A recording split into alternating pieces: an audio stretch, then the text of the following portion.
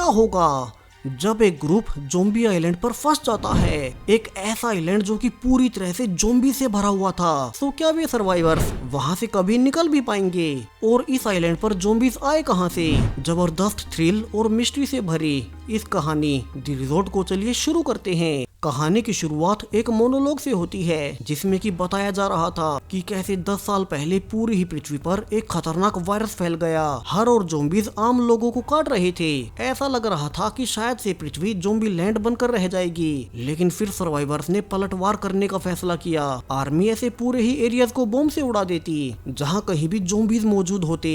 और आखिरकार कई साल लगातार ज़ोंबी से लड़ने के बाद आम सर्वाइवर्स ने उन सभी को मार ही दिया। पूरी पृथ्वी से ज़ोंबी साफ कर दिए गए। लेकिन इसी बीच कम से कम 2 बिलियन लोगों को अपनी जान गंवानी पड़ी। अब मौजूदा समय में वैसे तो पूरी ही पृथ्वी से ज़ोंबी साफ हो चुके हैं। सिर्फ इकलौते बचे एक आइलैंड को छोड़कर। इस आइलैंड का नाम द रिजॉर्ट है जिसे कि एक प्राइवेट कंपनी ओन करती है। उन्होंने इस आइलैंड पर ज़ोंबीज को ही मोनेटाइज कर दिया, यानी कि वे बाहर से लोगों को आइलैंड पर ज़ोंबीज का शिकार करने के लिए बुलाते। ये लोगों के लिए एक एडवेंचर होता और उसके बदले में अमीर लोग उन्हें लाखों रुपए पे करते। इस रिजॉर्ट आइलैंड की मेन सीईओ वैलेरी विंटन है जिसे कि दुनिया भर की सरकारों द्वारा सराहा जाता है क्योंकि ज़ोंबी एपोकलिप्स के बाद उसी ने दुनिया भर की इकोनॉमिक्स को चलाने में अपना योगदान दिया था। और इसीलिए सरकारें उसे रिजॉर्ट आइलैंड पर ज़ोंबीज को रखने दे रही हैं क्योंकि वैलेरी के अनुसार वो उस आइलैंड से कमाए हुए अपने सारे ही पैसे अपने चैरिटेबल ट्रस्ट होप को डोनेट कर देती। दरअसल ज़ोंबी एपोकलिप्स के बाद बहुत सारे लोग दूसरे देशों में रेफ्यूजी बनकर रह गए और इस होप फाउंडेशन के तहत वैलेरी सभी रेफ्यूजीज को अपने अंडर खाना और रहना प्रोवाइड करती है। वैलेरी इस वक्त दुनिया की सबसे प्रभावशाली लीडर्स में से एक है। सो अब हमें लुइस और मेलेनी नाम का एक कपल दिखाया जाता है जो कि उसी रिजॉर्ट आइलैंड पर ज़ोंबीज का शिकार करने जा रहे थे। दरअसल एपोकलिप्स के समय मेलोनी का पिता एक ज़ोंबी बन उस पर ही अटैक करने लगा था और तभी से मेलोनी पर वो ट्रॉमा हमेशा के लिए रह गया था। सो अब उसका पति लुइस उसे आइलैंड पर लाया है ताकि ज़ोंबीज को हंट कर वो अपने ट्रॉमा को पीछे छोड़ सके।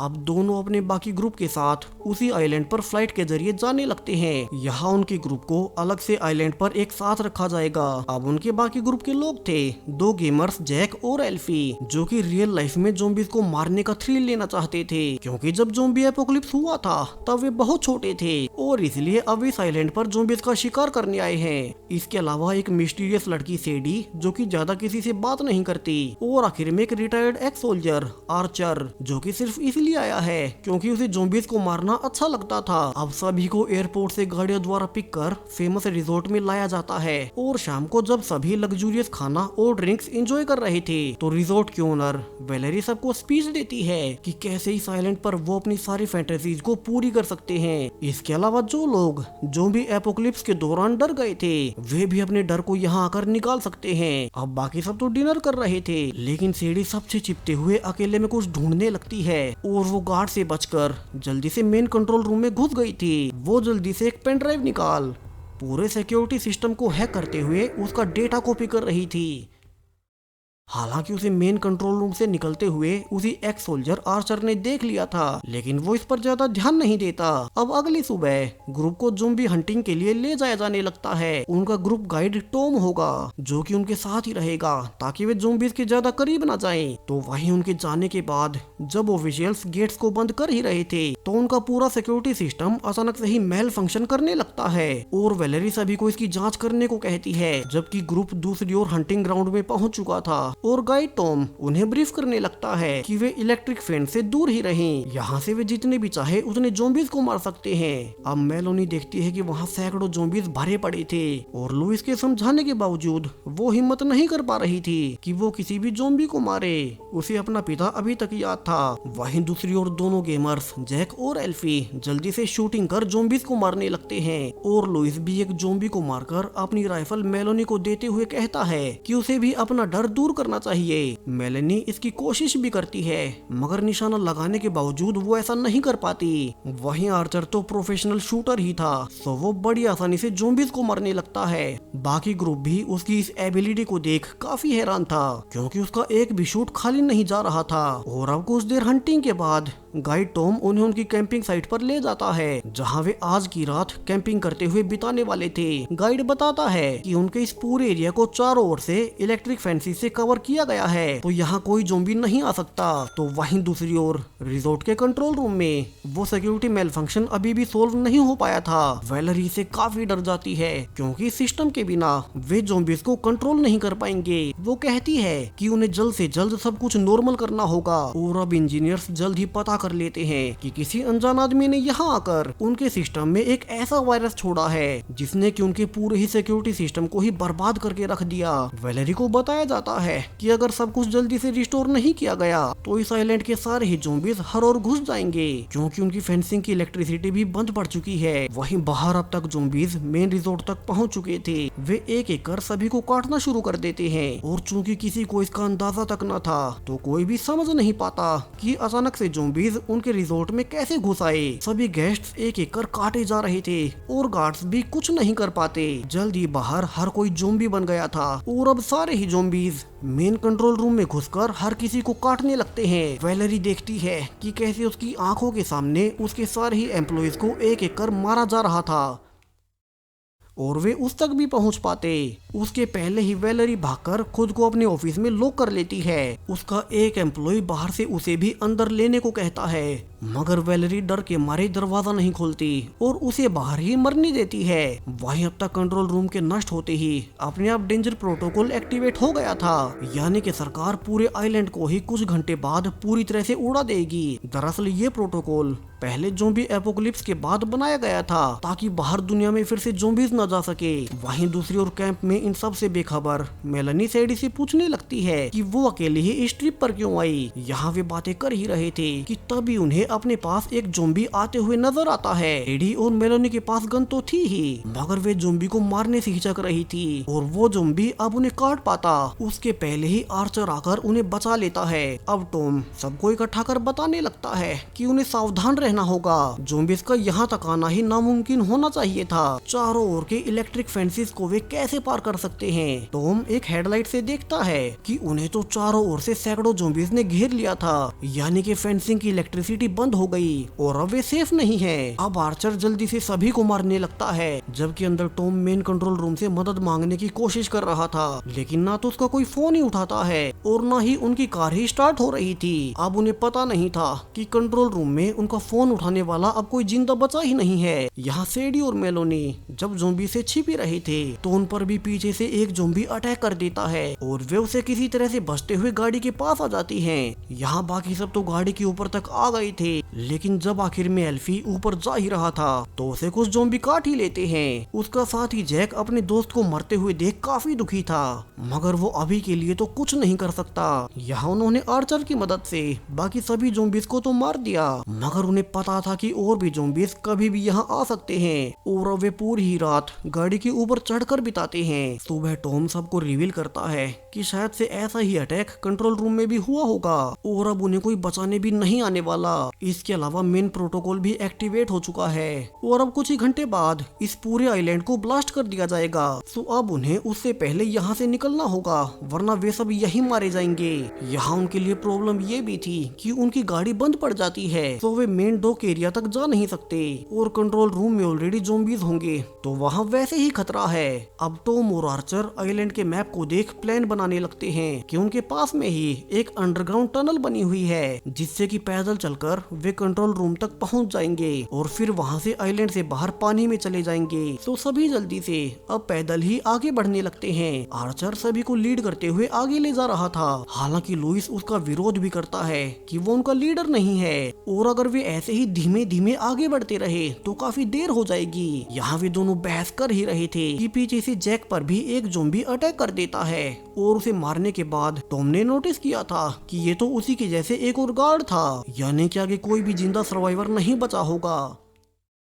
वे आगे भागकर देखते हैं कि उनके मेन गेट में एक गाड़ी क्रैश हो रखी थी। तो अब वे एक एक कर जल्दी से अंदर घुसने लगते हैं, लेकिन अंदर तो बाकी के गेस्ट्स भी अब तक ज़ॉम्बी बन चुके थे और उन्हीं में से एक पीछे से आकर टॉम को भी काट ही लेता है। सबको पता था कि वो भी इन्फेक्टेड हो चुका है। तो लुइस अब जल्दी से उसके भी सिर में गोली मार उसे वही मार देता है। मेलोनी ये देखकर चौंक गई कि उसका पति ऐसे भी किसी को मार सकता है, लेकिन अभी तो किसी के भी पास कुछ भी सोचने का समय न था और वे जल्दी से आगे बढ़ने लगते हैं। यहाँ से वे भागते हुए फाइनली बेस पर पहुँच जाते हैं और आर्चर अब सबके सामने सेडी को वार्न करता है कि वो उन्हें अभी सारी सच्चाई बताए, वरना वे उसे यहीं छोड़कर चले जाएंगे। अब उसे ऐसे बिहेव करते देख बाकी सब उससे पूछते भी हैं कि आर्चर सेडी को ये सब क्यों कह रहा है, और आर्चर उन्हें रिवील कर ही देता है कि उसने कल रात सेडी को अकेले में कंट्रोल रूम में घुसते हुए देखा था और उसी के बाद से पूरा सिक्योरिटी सिस्टम बंद पड़ गया, यानी कि उसी की वजह से ये सब कुछ हो रहा है। अब सबके सामने सच्चाई आने के बाद सेडी सबको रिवील करने लगती है कि वो असल में एक एक्टिविस्ट ग्रुप की मेंबर है, जिनका मानना था कि वेलोरी द्वारा इस आइलैंड पर ज़ॉम्बीज़ को नहीं रखा जाना चाहिए, वरना कभी न कभी ज़ॉम्बी वायरस फिर से हर ओर फैल ही जाएगा। इसी के लिए वो चुपके से कंट्रोल रूम से सारा डेटा चुरा रही थी। लेकिन अब सेडी के अनुसार उसे भी धोखा दिया गया। उसे सिर्फ इतना कहा गया था कि उसे इस पेनड्राइव में डेटा कॉपी करना है, मगर उसे ये नहीं पता था कि इसमें एक ऐसा वायरस होगा जो पूरे ही सिक्योरिटी सिस्टम को बर्बाद कर देगा और यहाँ उसकी वजह से इतने सारे लोग मारे जाएंगे। अब लुइस सबके सामने चिल्लाने लगता है कि ये सब सेडी की वजह से हुआ, उसी की वजह से सभी लोग मारे गए, और अब सभी गुस्से में सेडी को पीछे छोड़ आगे जाने लगते हैं। हालांकि मेलोनी अभी भी सेडी को पीछे नहीं छोड़ना चाहती थी, तो वो उसे फिर भी अपने साथ चलने को कहती है। अब सभी यहाँ से अपने सफर में आगे बढ़ते जा रहे थे और एक बिल्डिंग में पहुँच उन्हें आसपास बहुत सारी बॉडीज पड़ी हुई मिलती हैं, जिनके शरीर के अंग तक कटे पड़े थे, जबकि उनकी आवाजों से बाहर से और भी ज़ॉम्बीज़ उन तक आने लगते हैं। और जल्दबाजी में पूरा ही ग्रुप अब दो हिस्सों में बट गया था। सेडी और जैक वे एक ओर से भागने लगते हैं, जबकि आर्चर, मेलोनी और लुइस दूसरे रास्ते से बाहर निकल रहे थे। यहाँ आर्चर का ग्रुप तो सेफली अंडरग्राउंड टनल तक पहुँच जाता है, मगर सेडी और जैक उन पर एक ज़ॉम्बी अटैक कर देता है और जैक को बचाने के चक्कर में खुद सेडी काटी गई थी। उसे अपने किए का पछतावा भी हो रहा था, इसलिए वो जैक को भगाकर खुद बाकी ज़ॉम्बीज़ को रोकने लगती है। यहाँ बाकी का ग्रुप बाहर आ चुका था और वे आखिरी वक्त पर जैक को भी बाहर निकाल ही लेते हैं। वे फाइनली अंडरग्राउंड टनल तक पहुँच चुके थे और उन्हें बस इसे पार कर मेन बेस तक जाना था। वे यहाँ नोटिस भी करते हैं कि अजीब कारणों से इस पूरे ही टनल में ज़ॉम्बीज़ को पिंजरों में बंद करके रखा गया था और यहाँ का टेम्परेचर भी काफी ज्यादा था। सो सभी जल्दी से भागते हुए आगे जाने लगते हैं, लेकिन इसी बीच एक चैम्बर से ज़ॉम्बी निकलकर जैक को काट ही लेता है। आर्चर पहले ज़ॉम्बी को मार जैक को ऐसे ही छोड़ने को कहता है, मगर फिर तो वो भी ज़ॉम्बी बनकर उनके ही पीछे आएगा, इसलिए उन्हें ना चाहते हुए भी उसे मारना ही पड़ता है। और यहाँ से अब सिर्फ 3 ही सर्वाइवर्स बचे थे, आर्चर, लुइस और मेलोनी। तीनों आगे जाकर देखते हैं कि यहाँ तो होप फाउंडेशन का रेफ्यूजी कैंप बना हुआ था, वो भी इस अंडरग्राउंड टनल में, यानी कि इन्हें सबसे छुपा कर रखा जा रहा था। मेलोनी को यहाँ से स्ट्राइक होता है कि ये सब कुछ आपस में कनेक्टेड है और यहाँ से कहानी का सबसे बड़ा ट्विस्ट आता है। दरअसल सीईओ वेलेरी इस फाउंडेशन से जिन भी दुनिया भर के रेफ्यूजीज की मदद करने का दावा किया करती थी, वो तो उन्हें ही धोखे से इस आइलैंड पर ले आती और फिर उन्हें मारकर ज़ॉम्बीज़ बनाती रहती, ताकि इस आइलैंड के ज़ॉम्बीज़ कभी खत्म ना हो और हंटिंग के लिए वे लगातार पैसे कमाते रहें। मेलोनी आगे कंटिन्यू करती है कि वे आते हुए जिन चैम्बर्स को देख रहे थे, वहाँ उन रेफ्यूजीज को तेज टेम्परेचर में जला दिया जाता ताकि उनका चेहरा किसी को पहचान में ना आए। अब यहाँ वे बातें कर ही रहे थे कि अब कैंप के भी सारे ही ज़ॉम्बीज़ उन पर अटैक करने आते हैं। तीनों जानते थे कि उनकी संख्या बहुत ज्यादा है और वे किसी तरह से उनसे बचकर निकलने की कोशिश करने लगते हैं। वे सभी कमरे में आकर फंस गए थे जहाँ वे दरवाजे को छोड़ नहीं सकते। और अब जब मेलोनी और आर्चर दरवाजे को पकड़े हुए थे, तो लुइस उन्हें धोखा देकर अकेला ऊपर चढ़कर वहाँ से निकल जाता है, जिसके बाद आर्चर मेलोनी को भी कहता है कि वो भी चली जाए और वो कुछ न कुछ करके खुद को बचा ही लेगा। अब मेलोनी को ऊपर भेजने के बाद आर्चर जानता था कि अगर उसने दरवाजा छोड़ा तो वो भी काटा जाएगा, तो वो अब खुद ही दरवाजे को खोल ज़ॉम्बीज़ के बीच से होते हुए उन्हें मारकर आगे जाने लगता है। वहीं प्रोटोकॉल को एक्टिवेट होने में सिर्फ 16 ही मिनट बचे थे। मेलोनी डरते हुए फाइनली मेन बेस में पहुंच ही जाती है, जहाँ की अब हर कोई ज़ॉम्बी बन चुका था। तभी उसके सामने लुइस आता है और और माफी मांगता है, जो वो डर के कारण उसे वहीं छोड़कर भाग आया था। और मेलोनी नोटिस करती है कि लुइस को भी यहाँ आने के बाद एक ज़ॉम्बी ने काट ही लिया और वो उस पर गन पॉइंट कर देती है। लेकिन वो लुइस को जानती थी कि वो उससे कितना प्यार करता है और वो उसे अपनी गन दे देती है, जिसके बाद लुइस उसे आगे भेज खुद की जान ले लेता है। अब मेन ऑफिस में पहुंच मेलोनी को यहाँ की सीईओ वेलोरी दिखाई देती है, जो कि अभी तक यहीं छिपी हुई थी। वो बताती है कि उन्हें इमरजेंसी एग्जिट से निकलकर यहाँ से निकलना होगा, क्योंकि जल्द ही बम धमाके शुरू होने वाले हैं। हालांकि मेलोनी तो गुस्से में थी और वो बता देती है कि उसे उसकी पूरी सच्चाई पता चल गई। वे यहाँ मासूम रेफ्यूजीज को लाकर मार डालते हैं और उन्हें ज़ॉम्बीज बनाकर उनसे पैसे कमाते हैं, जबकि बाहर की दुनिया वेलोरी को एक मसीहा समझती है। अब वेलोरी जानती थी कि अगर बाहर जाकर मेलोनी ने उसकी सारी सच्चाई सभी को बता दी तो वो कहीं की नहीं रहेगी और अब वो उसे गन छीन उसे ही मारने की कोशिश करने लगती है। तो वहीं अब तक अंदर भी ज़ॉम्बीज घुस आए थे और वे फाइनली वेलोरी को ही काट लेते हैं, जबकि मेलोनी इमरजेंसी एग्जिट से भागते हुए बाहर निकल आई थी। हालांकि बहुत सारे ज़ॉम्बीज अभी भी उसका पीछा कर रहे थे और अब फाइनली धमाकों का वक्त आ ही जाता है। बहुत सारे गवर्नमेंट के हेलीकॉप्टर्स आकर पूरे आइलैंड पर बम गिराने लगते हैं। मेलोनी अभी भी भाग रही थी और वो बिल्कुल आखिरी वक्त पर फाइनली पानी में कूद अपनी जान बचा ही लेती है। पूरा आइलैंड बॉम्ब्स द्वारा उड़ाया जाने लगता है और रेस्क्यू हेलीकॉप्टर्स बचे हुए सर्वाइवर को लेने आ चुके थे। अब इस घटना को धीरे धीरे 3 हफ्ते बीत चुके हैं, जहां सरप्राइजिंगली आर्चर उस दिन बच गया और अब वो टीवी पर मेलोनी को देखता है, जो कि सबके सामने वेलोरी की कंपनी की पोल खोल रही थी कि किस तरह से वे रेफ्यूजीज को मारकर ज़ॉम्बी बना रहे थे। और अब तो मेलोनी ने अपना पूरा ही जीवन इसी कोज के लिए लड़ने के लिए लगाने का फैसला किया था कि फिर कभी कोई वेलोरी जैसी बिजनेसमैन लोगों का फायदा न उठाए।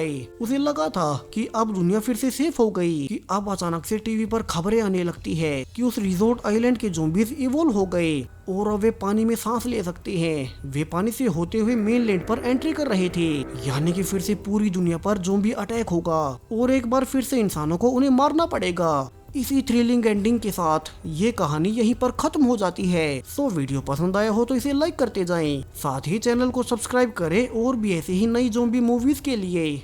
Thank you.